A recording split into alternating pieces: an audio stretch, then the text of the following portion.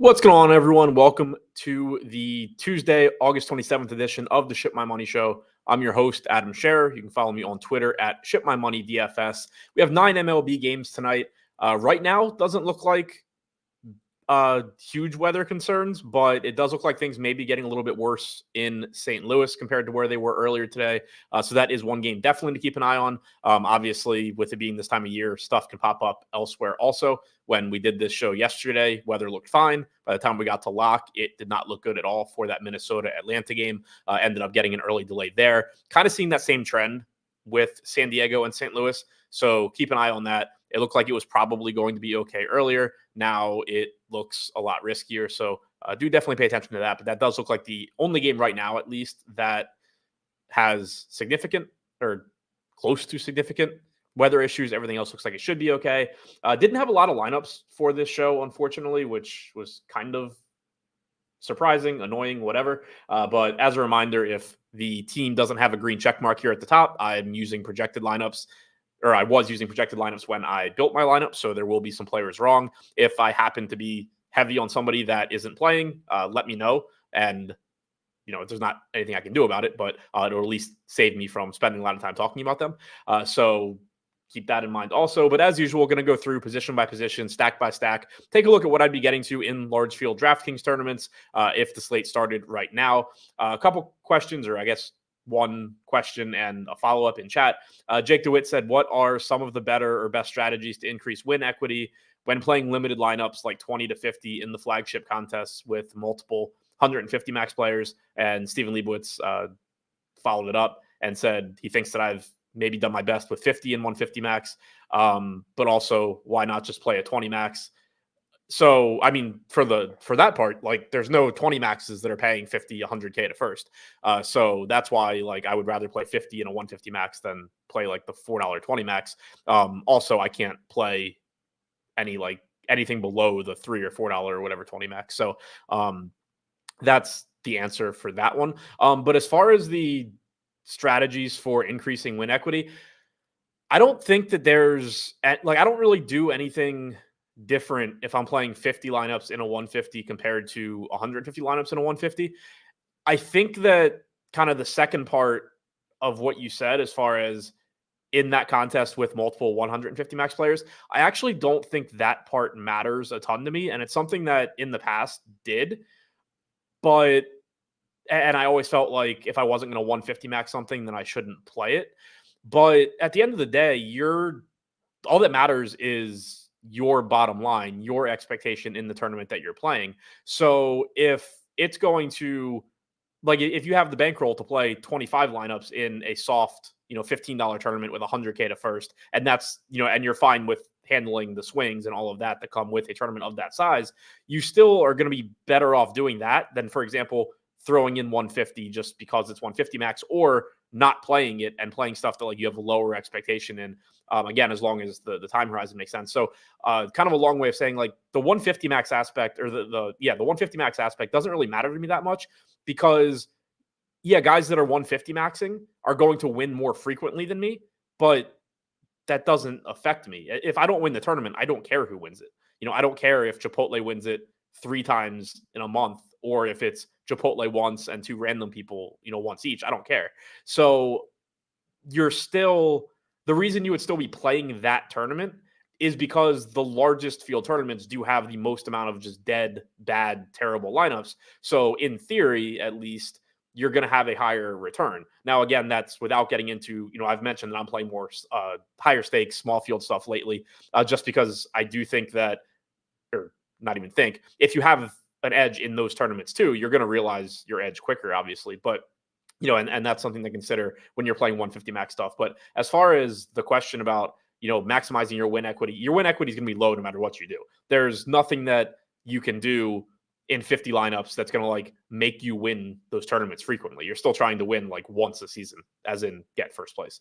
And you'll come out ahead if you can do that. If not, you probably won't have a good season, and a lot of that's going to be variance. There's not a lot you can control for there. I think it's just a matter of figuring out how to hopefully get your best 50 lineups in.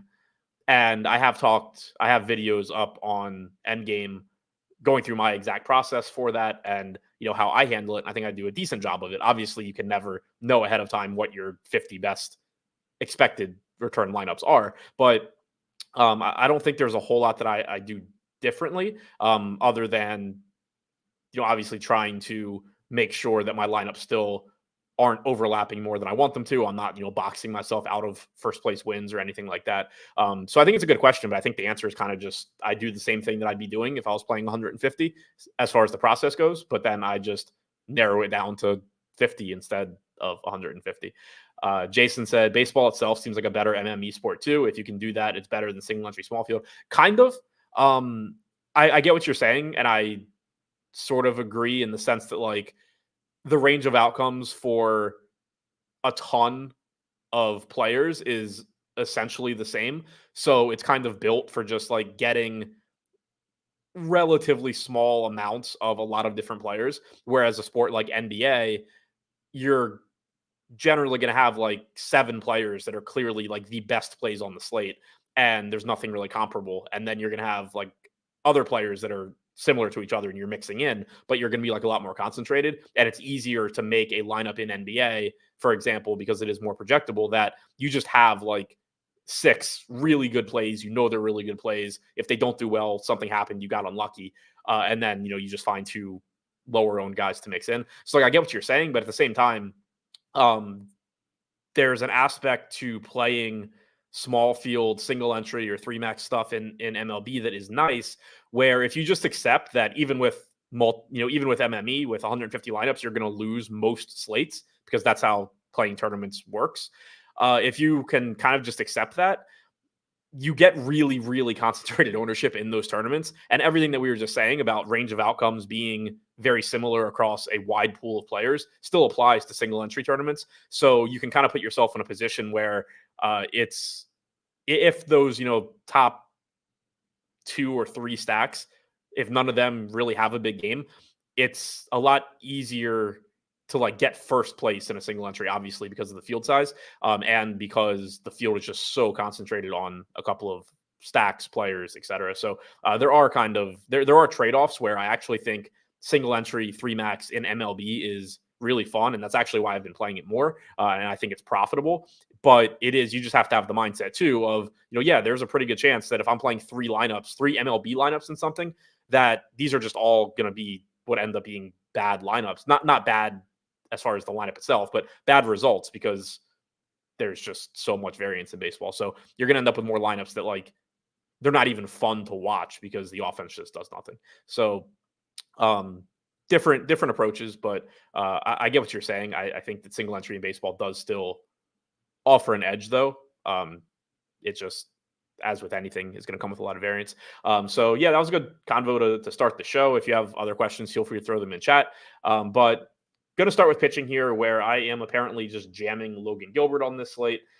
Field is there as well, 45% projected ownership. He just pretty clearly looks like the best option here. He's pitching in Seattle, so arguably the best place to pitch. If it's not, then it's very, very close. Gilbert is a good pitcher. He's got a good strikeout matchup. The price tag is reasonable at 9,400.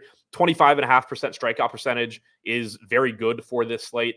If you look at the starting pitchers going today, Garrett Crochet has the highest K percentage at 34%. He's limited, so he has his own issues that kind of take him out of play for DFS. Jack Flaherty is second at 31.5%. He has a tough matchup with the Orioles. Cease is third at 31%. Schwellenbach is fourth at 28%. Logan Gilbert comes in 6th. Jared Jones is 5th. He isn't on the main slate. So Gilbert has the 5th highest strikeout percentage on the main slate. And when you kind of exclude Garrett Crochet because of pitch count concerns, it's basically the 4th best strikeout percentage on the slate.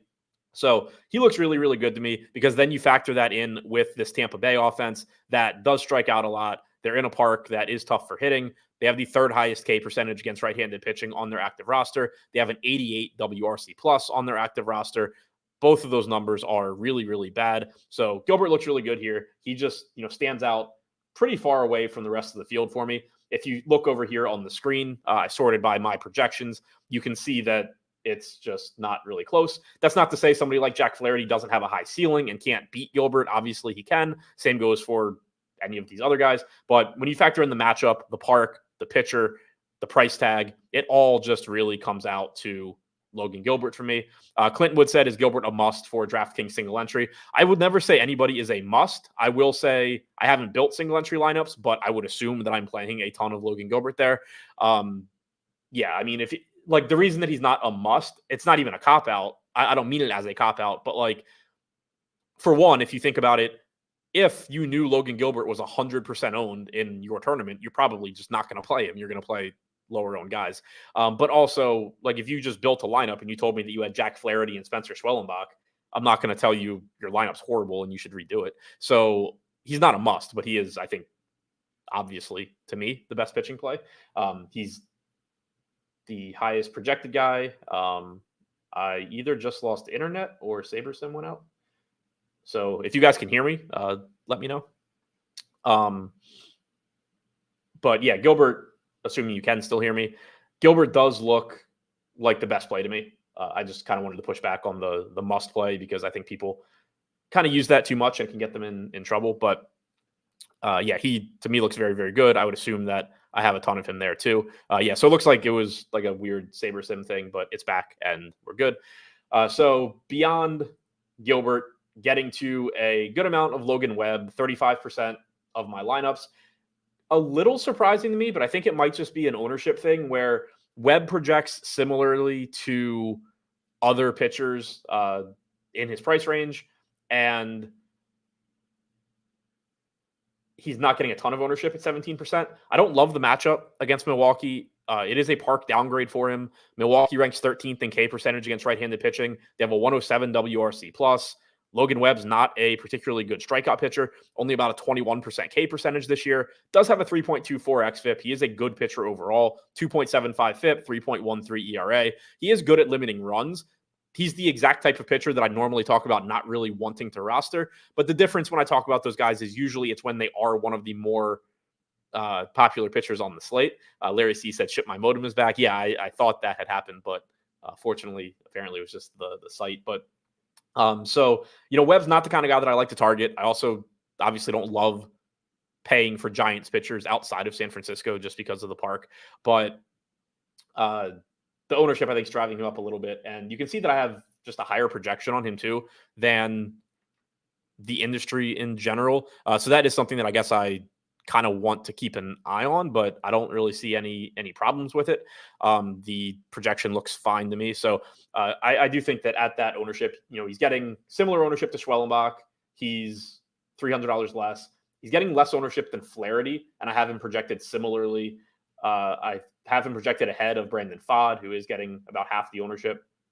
Cease, actually, I have projected behind Webb and getting similar ownership. So I think those are reasons that he is getting driven up a bit for me, even though it doesn't feel good. He's not the type of pitcher I like to roster because of the lack of strikeout upside, but he's a good pitcher overall. And so it looks like I'll be getting to him. Tobias Myers, 7,800, good strikeout matchup against San Francisco, only getting about 10, 11% ownership at 7,800. I actually bet his over, I think 5.5 strikeouts this morning. Not sure if that number that I got is still there, but has a 21% strikeout percentage this year, 4.1 xFIP. The Giants rank in the top 10 in strikeout percentage against right-handed pitching this year at 24%, 101 WRC plus. It is a park upgrade for the Giants, so that part is kind of scary, but I like the lack of ownership. I like the strikeout matchup. M. Wald said, can I talk through why I have more Myers than Heaney? Sure. And I will say that, keep in mind, the caveat here is that I'm essentially guessing at the reasoning. Like, I didn't manually put anything in to get Myers more than Heaney, but looking at essentially the inputs that I have and why I think it would be happening, I have Myers projected higher than Heaney, not by a really wide margin, and Heaney is 800 less. So it kind of evens out there, but it is a situation where if I have a lineup where I have $800 left over, Myers is going to make that lineup project better. But then the other part, I think, is Myers being projected for 10, 11% ownership Heaney being projected for 20 to 21.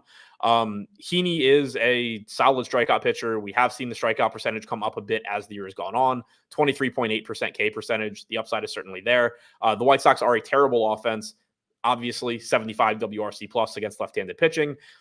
About a 23% strikeout percentage. So comparable to the Brewers strikeout rate. So I think it's really just a matter of Myers and Heaney have a pretty similar range of outcomes, at least using my data. Like if you tell me that Heaney projects way better for you, or you just think Heaney is way better than Myers, then everything I'm doing kind of just goes out the window because I don't agree with you. And that's why I'm getting more Myers than Heaney. But that's pretty much what it is. Like the field is just getting projected to get to play Heaney twice as often as Myers. You can get similar lineups because their salaries are pretty close. And I have Myers projected a little bit ahead of Heaney because I think it is a pretty good strikeout matchup for him too. I think he does have solid enough strikeout stuff. So if for some reason my projection on Myers were to come down between now and lock, then Heaney probably comes up and Myers probably comes down. But anytime that I have two pitchers that are priced similarly, one's projected a little bit better and getting half the ownership, you're just going to see the one that is getting less ownership pop. And that's exactly how I would want things to work. So it's kind of like a twofold thing where if you agree or are okay with the assumption that Myers and Heaney have a similar range of outcomes, then I would just want more of the guy that the field is playing at half the frequency. If you disagree that they have a similar range of outcomes, then you shouldn't play Myers more than Heaney because that obviously would just change the entire equation. But that's why Myers is showing up more, is just that I haven't projected better and for less ownership at a similar price. Stephen Leibowitz said, anybody playing the 640 slate? Yeah, I wish they had. I'm not playing it, but I wish they would just put bigger contests out for that. I think they were briefly earlier this year. I feel like I remember like 10K to first contests, but every time I've looked lately, even when it's like 4 or 5 gamers, it's not been great. Schwellenbach, not a great matchup here against Minnesota. Not the easiest team to strike out. They rank 21st in strikeout percentage against right-handed pitching, 110 WRC plus. So they have been above average against righties as well. Schwellenbach's been very, very good so far in his rookie season. 28% K percentage, walking less than 5% of hitters, 3.12 xFIP. Field's getting about 17%. I'm at about 13%. So pretty much in line with the field there. I do have him projected pretty well, a little bit behind Webb, which is probably another reason why Webb is showing up so much more often for me than Schwellenbach. It's a better strikeout matchup for Webb. He doesn't have the same sort of strikeout stuff. He's a comparable pitcher as far as run prevention goes. So I think the $300 savings and the fact that I just have him projected a little bit better is why he's showing up. But certainly upside for Schwellenbach just based on what he's been able to do so far this season, even though the matchup isn't very good. Flaherty to me is an interesting one. He, without a doubt, has some of the highest, has arguably the highest ceiling on the slate. Second highest strikeout percentage, like I said, at 31.5%. 2.6 xFIP is the best on the slate other than Crochet as well. There's no arguing the talent, what he's done this year, that he's earned this 10K price tag. The problem here is, one, the matchup against the Orioles isn't very good, even though the Orioles lineup right now is not their full strength lineup. You know, they don't have Mountcastle. They don't have Jordan Westberg. We don't have their actual lineup, but it is still a pretty solid lineup. The bottom of the order isn't the best. Jackson Holliday, strikes out a lot, even acknowledging that he's clearly not the same hitter that he was when he first came up and was completely overmatched. He's still going to strike out a lot, but it's still not the easiest lineup to K. Rutschman's difficult to strike out. Gunnar, obviously just a really good hitter, though there are some strikeouts there. Same goes for Kalzer. Santander, obviously a really good hitter. O'Hearn's difficult to strike out. Jimenez is actually not a high K guy, which I feel like if you haven't actually looked at his numbers, you would be surprised by. Doesn't hit for a lot of power and doesn't K a lot. Kind of the exact opposite of what I think the general view of Eloy Jimenez is. So it's not the O's A lineup, but it's not an easy strikeout lineup either. Their active roster against right-handed pitching still ranks 22nd in strikeout percentage with a 114 WRC plus this year. It is also a hitter-friendly park. Keep in mind, Jack Flaherty is going from pitching in Comerica, which is pretty pitcher-friendly, to, or at least certainly more pitcher-friendly than Dodger Stadium, to one of the best offensive parks in baseball, best parks for home runs. And Flaherty has given up 1.3 home runs this year as well. So Flaherty is really, really good. If you can get to him, fine. If you said that you just want to play, a bit more Flaherty and not play 95% Gilbert, then I'm not going to tell you that like you have to play 95% Gilbert or anything. But for me, at the most expensive salary at 10K, at 26% projected ownership, which is the second highest behind Gilbert, Flaherty is kind of getting phased out a bit. But I think a lot of it really does just come down to exactly how you're handling Logan Gilbert for a couple of reasons. One, obviously, the more Logan Gilbert you play, the fewer pitcher spots you have for other guys. That is pretty straightforward. But also the salary component, like if you're playing Gilbert and you play Flaherty, you are spending a little over 19K at pitcher, and that is going to somewhat at least limit the offenses you can get to. But the other thing is the ownership consideration. Gilbert is far and away projected to be the highest owned pitcher on the slate.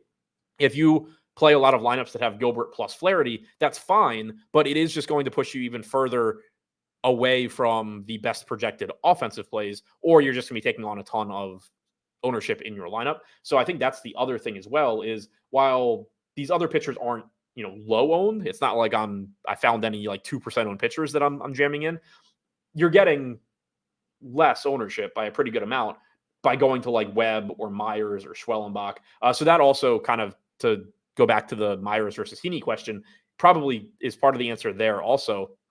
It's just that I can play somebody that has a similar range of outcomes plus Logan Gilbert, and I'm getting half that ownership. So the ownership kind of just like becomes even more important with how much Gilbert I'm playing. The less Gilbert you're playing, the more, I think, one, you play Flaherty for the raw points and the raw upside. But also, if you don't have Gilbert in the lineup, the 26% ownership for Flaherty doesn't matter as much because you're already just different from 45% of the field by not having Logan Gilbert and then whatever else you do within that lineup. So I think the relationship between Flaherty and Gilbert is pretty interesting here. And it's probably the biggest reason why I'm only getting about half the field on Flaherty, more so than anything else as far as, matchup or price or anything goes. I think it's just how good Logan Gilbert looks for me. If you have a lower projection on Gilbert and you're playing him less, then you probably should be playing Flaherty more.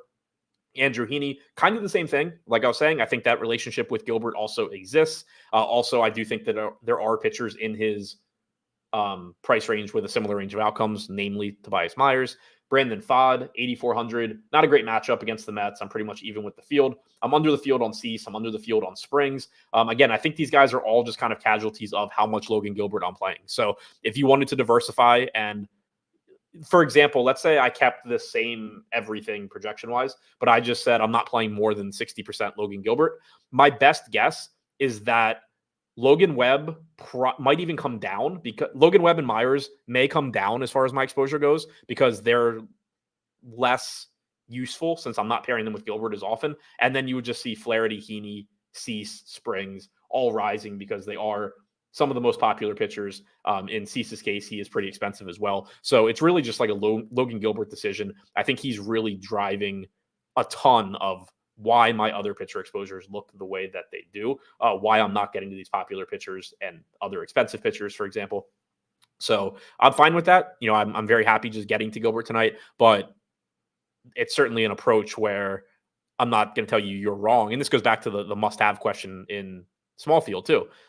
There is upside to be had outside of Logan Gilbert. He is by far going to be, or projected to be at least, the most popular pitcher. So you can get the same upside. You can get two pitchers that project for not much more ownership combined than Gilbert does individually. Like if you go Cease plus Flaherty, or Springs plus Flaherty or something, you're barely taking on more ownership than just playing Gilbert. So there are plenty of arguments for not having Gilbert, but I am also fine with just jamming in what I think is the best pitcher here in the best spot. And then, it's going to cost me some Cease in a mediocre spot against St. Louis. It's going to cost me some Springs, which I don't love because I do like that price tag quite a bit. I love the park. I like the matchup with Seattle.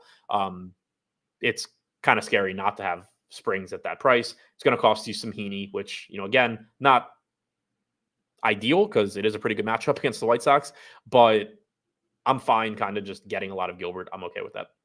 Now moving on to stacks overall, getting to a lot of Miami in Colorado. That shouldn't surprise anybody. It's obviously just one of the best spots to get to for offense today. Also, not particularly good pitching here. Cal Quantrill is not terrible as far as limiting power, but only about an 18% K percentage this season.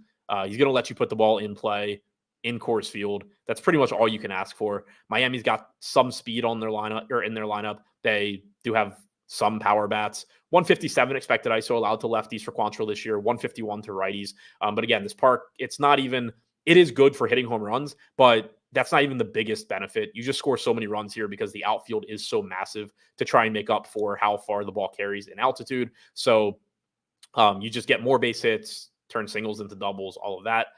The White Sox showing up for me a lot. Ideally, these would be mini stacks, and it looks like they mostly are. If I click over to 5-mans, the White Sox go away. So I do really like that. Basically, what is happening in these lineups, and we can kind of take a quick look at it. What I expect is happening is, for one, from like a general portfolio, for lack of a better phrase, standpoint, I don't have a lot of Heaney. We just talked about that. So why not be kind of correlating where I can and getting some bats against him?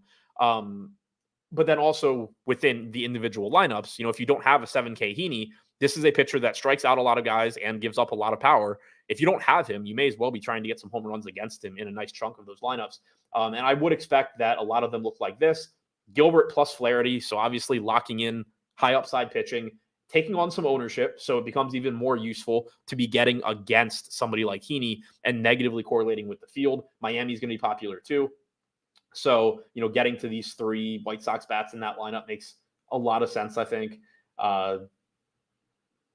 These are sorted by projected score, so you're just going to get a lot of Miami ones at the top. But same kind of builds, Luis Robert plus Andrew Vaughn plus a core stack with 2 of the highest upside pitchers in Schwellenbach and Gilbert.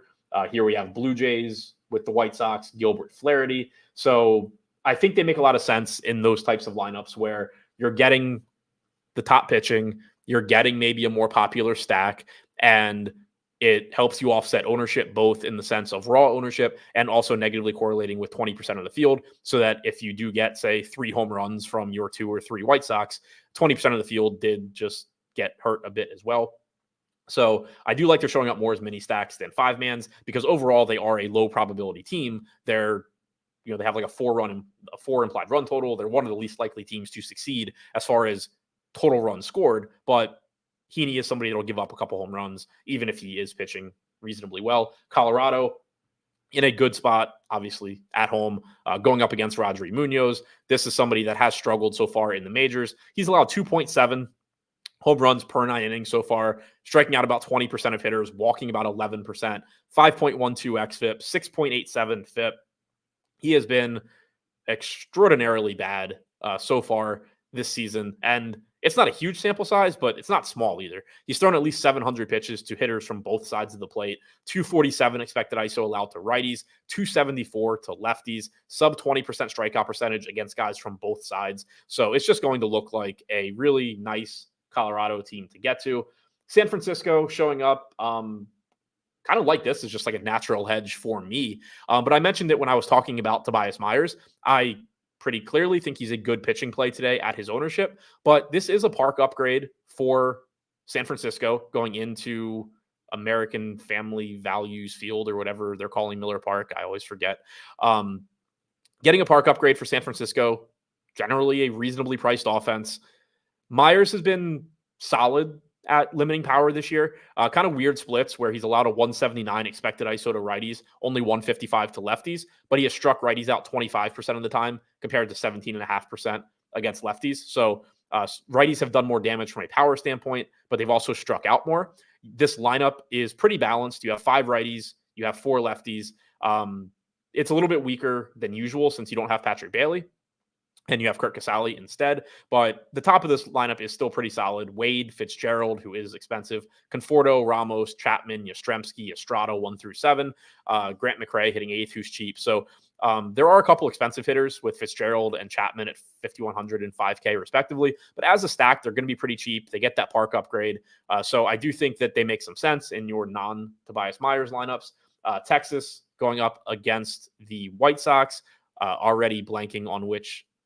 Oh yeah, it's Crochet, but it's kind of a bullpen game. So it's a weird spot where as long as Texas isn't getting much ownership, I think that they're interesting because you're probably going to get him out of the game early, and then you get into a bad White Sox bullpen. So I think that they do make some sense just because the bullpen's not very good. And we know Texas does have some quality hitters in their lineup. You're just most likely not getting more than 4 innings out of Crochet. There's nothing to suggest that you will. They've said he's going to be limited. He hasn't gone more than 4 innings in a game since June 30th. So, we know bullpen games aren't the most appealing thing to target. And obviously, stacking against 4 innings of Crochet isn't ideal. But the White Sox bullpen is bad.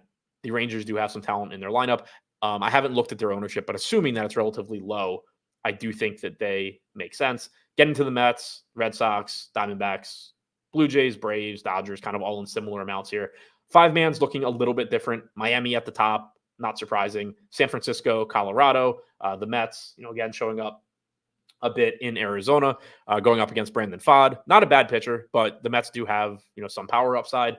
This is another team where as long as they're not too popular, I do think that they make some sense. Texas, Atlanta, Arizona, San Diego. So pretty flat with my stacks, which I have mentioned on shows before. Not always, but generally, if you see that I am very concentrated on pitching in general or a pitcher specifically like Gilbert, I am usually going to be a bit flatter with my stacks. And that's just a function of trying to not overlap limit as much overlap as I can in my lineups.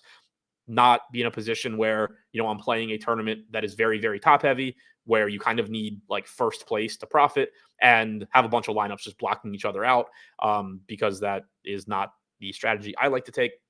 So that is why you see just, kind of flatter 5-man stack exposures here. In addition to kind of like we were talking about earlier with MME, it is baseball. Some of these offenses certainly look better than others when you look at the implied run totals, but the range of outcomes is pretty close, pretty similar for a lot of them. So I generally also just don't love jamming in 1, 2, 3 offenses outside of some specific conditions. So I am pretty happy with the way the stacks look. It should lead to probably some pretty spread out exposures when we go position by position. Also, Corey Lee at the top for me at catcher. Perfectly fine with that. Weak position. So I like being able to save money. I like that. I assume he's in a bunch of mini stacks where I have like 1 or 2 other White Sox.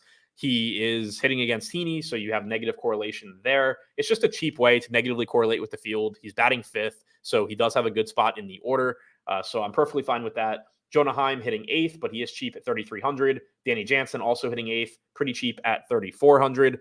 The matchup for him against Rodriguez is interesting. Rodriguez does have good stuff, but he has also allowed a 196 expected ISO to righties this year. The game is in Boston, so you do get Fenway Park, which is nice. Jansen is getting ownership. So I think, being around the field on him is probably where I'd end up. Heim and Lee looks like I'm getting over the field a bit, a little under the field on Kirk, but again, another just value bat here at 3,300. Pretty clearly a position where I want to be paying down for the most part. Will Smith, potential exception at 4,800. We don't have a Dodgers lineup yet, but Cole Irvin is going for the Orioles. He is certainly not the best left-handed pitcher. 268 expected ISO allowed to righties this year, 235 actual ISO. And keep in mind, he is getting out of Camden Yards, which is a place where it's difficult for righties to hit home runs. And he's going into Dodger Stadium, which is a place where it is not. Also, the Orioles bullpen is not very good right now. The only remotely competent relievers they have need to be used at the back end of the bullpen. So it really opens up stacks and hitters against the Orioles to, if they get to the starting pitcher early, they have the potential for a lot of add-on runs because the bullpen is hurt and underperforming at the same time. So any Dodgers you can get to, I do like. I think it's just a matter of salary with them. But Will Smith, certainly looks like a good play individually. Nick Fortes is not in the lineup, I don't think, but he was he was in the projected lineup that I used when I ran stuff. It's Ali Sanchez instead. It's pretty much the same play. Fortes was 3,200. Sanchez is, I believe, 3K. You're not playing them because they hit well. You're just playing them because they're cheap, they're catching, and they're in Coors Field. So nothing, overly interesting at catcher, but I do like Corey Lee. I like Jonah Heim. I like that I'm getting to those guys where, like, for example, Danny Jansen projects better than Jonah Heim, but the range of outcomes really isn't any different. And Jansen's going to get 2 to 3x the ownership.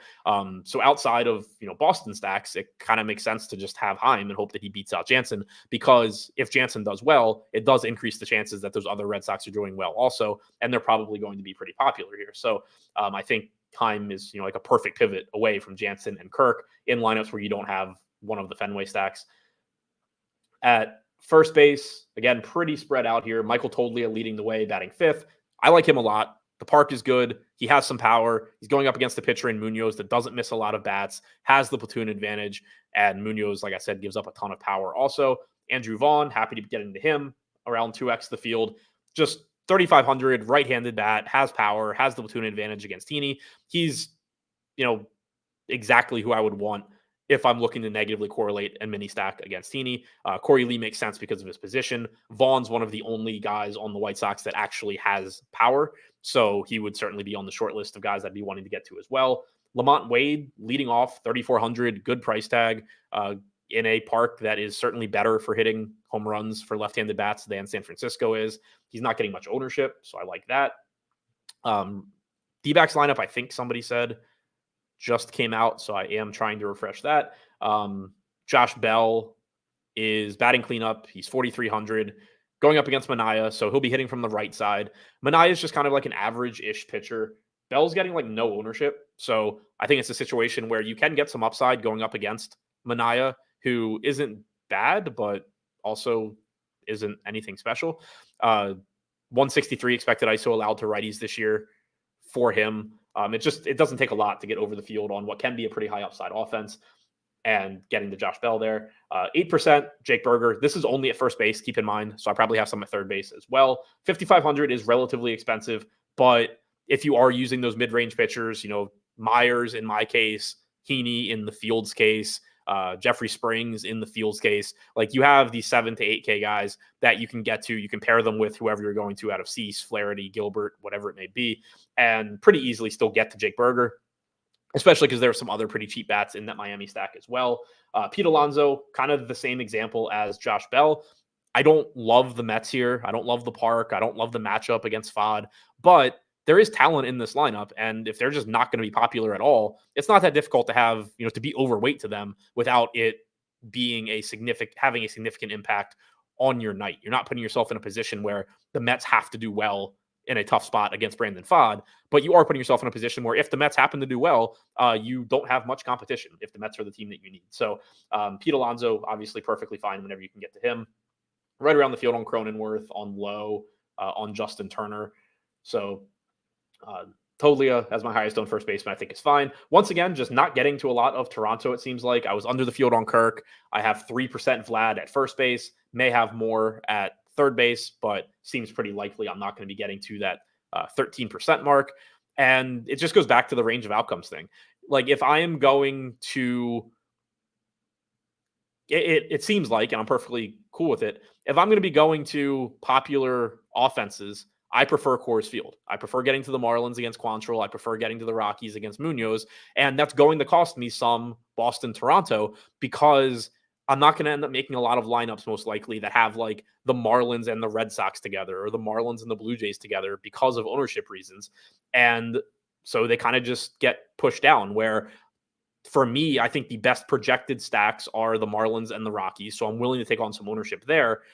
I think the Blue Jays and Red Sox come in behind them, and that just kind of pushes them down the list for me a little bit, because then I start prioritizing some other lower owned teams to offset ownership and all of that. So I think that's why they are, or Toronto in particular, is not showing up that much for me. But again, it's a situation where it's not that they're a bad play. It's just that you have to remember everything works together. If I'm playing less Miami, if I'm playing less Colorado, I should be playing more Toronto most likely. And if you are looking at Miami and saying, or Colorado and saying, look, these offenses suck, I don't care if they're playing on the moon, I'm not playing them, then you should be getting the Toronto easier, because you don't have to worry about offsetting that ownership that comes with Coors Field. So really just kind of goes with your approach, how you value Coors Field. Kind of like with the pitching, I think that exactly how you value Logan Gilbert is going to drive how you value, how you end up playing Jack Flaherty and Springs and Heaney and all those guys.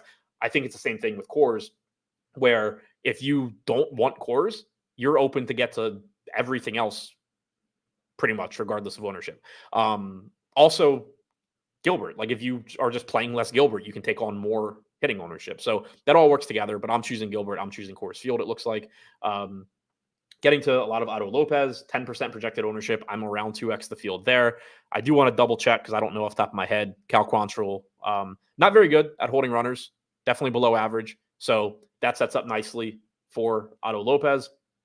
Thairo Estrada, only 3,200 park upgrade. And I did mention, Myers is better at striking right-handed hitters out. He does give up more power to righties as well. So cheap second base option at a position where it definitely looks like I'm prioritizing paying down. Whit Merrifield leading off 3,400 right around the field there. Will Wagner hitting ninth at 2,500, still projected for like 11% ownership. I'm around the field there. Not positive if I'd updated that stuff for the lineup. So maybe those numbers both come down a little bit, but either way, he is cheap in a pretty good hitting environment or hitting spot in Boston. Connor Norby projected for 19% ownership. I have 8% at second base. I assume I probably have enough at third base to get close to the field. But you can see that I'm pretty clearly prioritizing spending down. I'm actually not getting to that much Brendan Rodgers, even though I am getting to the Rockies, probably just because he's 4,700. So I would guess that a lot of my Rocky stacks are, me prioritizing. I haven't looked at third base yet, but like probably Ryan McMahon, Michael Toglia, the outfielders, Tovar, assuming he's in the lineup. Yeah, Tovar. And then, just kind of saving money at second base. That's not to say Rodgers is a bad play. It's just that this is a position where I think there's kind of an abundance of value where there's not necessarily one specific guy that I look at and say, oh, this guy's who you need at second base. But there's just like this whole group where there's a pretty good chance some pairing of them, 1, 2, 3 of those guys is just going to beat Brendan Rodgers most of the time. Like you would take the field versus Rodgers. So I think saving the money there. Same goes with Semien, 8% projected ownership, brutal first and probably second at bat against Crochet. Then you get into the bullpen, which can be nice. David Hamilton, I'm getting 5% at second base. Fields at 11. He is hitting second today, so he went from hitting ninth yesterday to second today. That is obviously just going to make him look better. Hamilton is projected to be the second highest owned second baseman. Norby is first. Moving over to third base, where I would assume that I'm getting Norby and Berger a good amount. Getting to both of them, so that puts me right around the field on Norby, if not a little bit over. Berger, I think that also puts me right around the field on him at 5,500. Obviously, like both of those guys, getting in the field on Ryan McMahon at 4,900, so I like getting there. I like Chapman in tournaments quite a bit. Again, right-handed power bat, getting a park upgrade, going up against a pitcher in Myers that does give up power to righties. I like Chapman quite a bit, whether that's mini stacks, full stacks, one-offs, any of it. Matt Chapman looks pretty good. Sosa, again, just kind of using him as a value bat, gives you some stolen base upside. He's got a good spot decent spot in the order, hitting sixth. Negatively correlates with Heaney. You can do worse if you're just going to punt a position. Heaney has been slightly above average at preventing stolen bases, but he's not elite at it or anything. So you do still have stolen base outs for Sosa. The field is pretty much in line with me at third base, with the exception of Vlad. I'm getting 5%. So I have like 8% Vlad in the aggregate. Fields at like 13%. So I'm not, taking a crazy, I'm just not playing Vladimir Guerrero stand. He is a really good hitter. If you can afford him in lineups that make sense, by all means. But I have trouble getting to as much as the field is. I'm not getting to Ernie Clement. I don't know if that was a lineup issue or if I'm just not playing Ernie Clement, but it does seem like I'm just not getting to Toronto all that much. The field's getting to Chris Taylor a pretty good amount. I'm not really getting there. He is in a good spot against Irvin. I already talked about the Orioles bullpen too, but he is just one of these value plays where, this happens on a lot of these shows. I think Taylor is one of the better projected value plays, assuming he's in the lineup. I don't disagree with that. It's just a range of outcomes thing where if I can just take this pool of 3K-ish second base / third base value plays, and I can get all of them at 3% owned, or I can get Taylor at 8 or 9%. I'm just going to probably mix and match those other guys, hope that one of them does something cool and just beats out Chris Taylor, and that gives me a little bit of an advantage on the field. It's not like it's a huge thing that, it's not a huge thing. Like Taylor's only getting 8 to 9% ownership, but that is generally a spot where I'm just going to look to try and be different because there are a lot of alternatives that have the same range of outcomes. And that's something that is true across sports too. That's not baseball specific. The projections, ownership, and actual obviously will change depending on the sport, but the places in tournaments that you should be most willing to pivot are the places where there's just an abundance of guys that have the same range of outcomes, even if their median projections are slightly worse. That's where you should be looking to make change. That's where you should be looking to pivot. And then when you get to spots where there's not a lot of alternatives, that's where you kind of just eat the popular plays. That's to me like Logan Gilbert tonight, where I don't think there's anybody that, not that like he's the lock to be the highest scorer or anything, but there's nobody with the same matchup, price, park, all of that, that I really want to pivot to. And so I'm jamming him in. But then you get guys like Taylor, where it's just like, yeah, he projects, a little bit better probably than most of those 3K guys. He's in a good spot, but I can just save ownership, get to those guys at low ownership.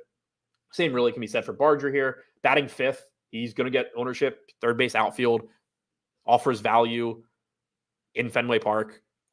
He's a good play. I haven't built a cash lineup, but if he ended up in a cash lineup batting fifth, I wouldn't be surprised. But there's just plenty of guys, with the same range of outcomes as him from a tournament standpoint. At shortstop, Francisco Lindor showing up a lot. I do like this as a contrarian play in tournaments. He's a good hitter, obviously. Doesn't have a great matchup against Fod, but I did already mention that I was getting to the Mets a bit. Already talked about it with Pete Alonso. Brandon Fod has been slightly below average at preventing stolen bases as well. So I like using Lindor to offset some ownership. Corey Seager, right around the field. Very good hitter. Shitty matchup 1-2 times through the order. Then probably has the advantage in every other matchup. Tovar, I like right around the field on him.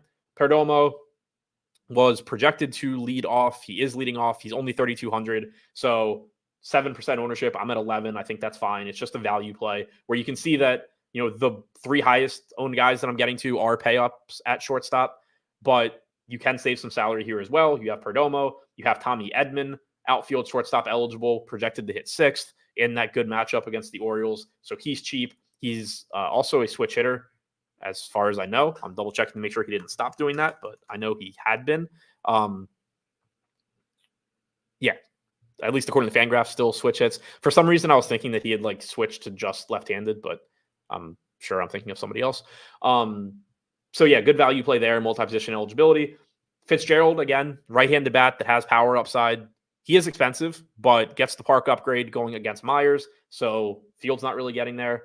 I think it's a spot you can pay up to be contrarian. Rafaela, I'm actually around the field, probably over the field once we include outfield on him. Power, speed is nice. Obviously hitting 9th sucks, but is what it is. The field is not doing anything too crazy. David Hamilton looks like Hamilton and Clement look like the, I guess big fades for me, which just goes back to that whole conversation about the Red Sox game where they look good. I'm not telling you Hamilton's a bad play. He's just getting squeezed out a lot of my lineups for a variety of reasons. Same goes for Clement. Finally, wrapping things up in the outfield, Luis Robert. Absolutely somebody that if you're playing the White Sox in mini stacks, if you're just not playing Heaney, any individual lineup that doesn't have Heaney, Robert looks good. He's affordable at 4,200. We know he's got power and stolen base upside. And kind of just the way that I think about it again is if I build a lineup that doesn't have Andrew Heaney, Heaney's only 7K. And he's somebody that gets strikeouts and gives up home runs. So it's not very difficult for him to pay off 7K because of the strikeout upside. So if I have a lineup that doesn't have Heaney, for Heaney to not be somebody that I want at 7K, it like if you look back at the end of a slate and you find out that Heaney didn't pay off a 7K price tag, guys on the White Sox, because they're so cheap, pretty much have to have given you some value. And Robert is obviously one of the most likely to have done that. So it's, it's negative correlation with Heaney, but it's kind of just because of Heaney's price. If you look at a lineup that doesn't have Heaney and you think about, all right, what are some things that I need to have happen for this lineup to even have a chance? One of the immediate things is I need Heaney to not smash a 7K price tag. And so if you assume this lineup is going to do well, that means you're kind of assuming that Heaney doesn't pitch well. And if Heaney doesn't pitch well, that if you know for a fact Heaney doesn't pitch well, Robert would have a higher projection because that's how negative correlation works. So that's why Robert's getting pushed up in addition to the 6% projected ownership. Griffin Conine, 2K flat in Coors Field.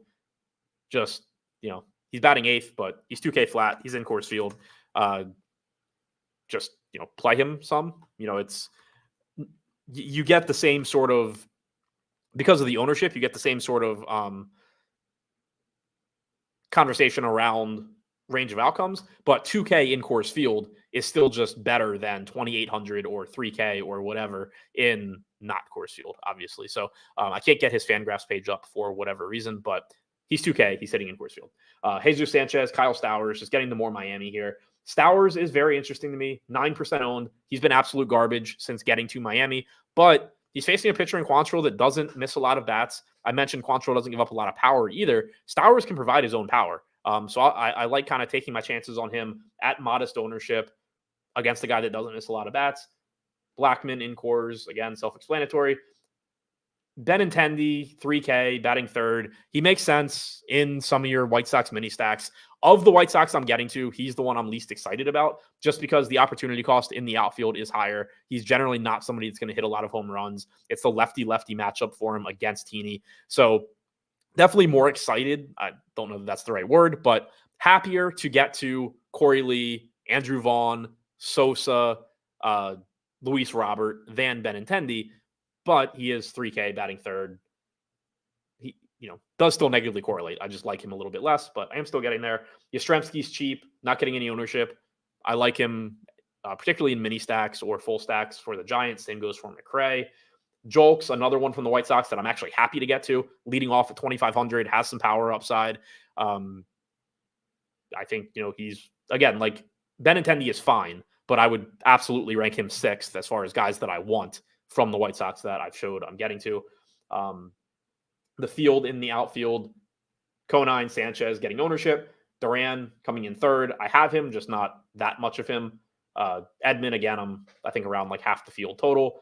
Not really getting to a lot of Springer. So I think the main overarching theme here, I guess, is that I am prioritizing Logan Gilbert, and it's costing me Jeffrey Springs. It's costing me a good amount of Flaherty. It's costing me a good amount of Cease.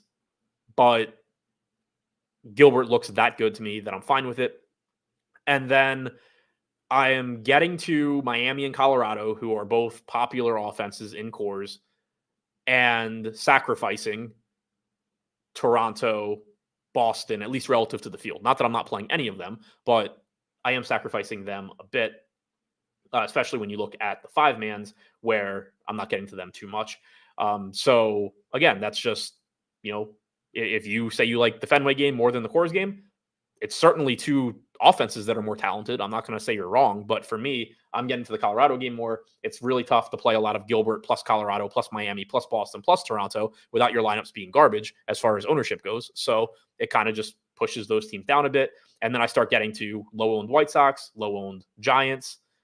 Texas I was pretty much in line with the field on most of those guys.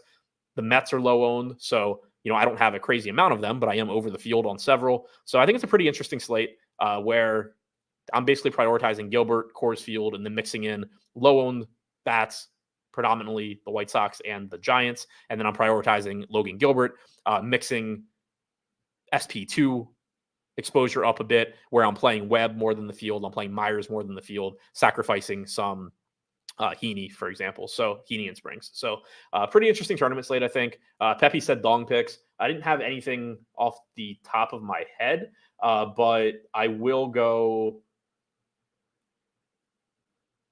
go Chapman against Myers in Milwaukee. I really like that one. I think I talked about that at length in the show, but really like him in that spot and matchup. So I'll take Matt Chapman for the home run pick. Drop Rosa said, any interest in Brewers and Met stacks? Kind of just touched on it. I think they're both just sort of like secondary stacks for me.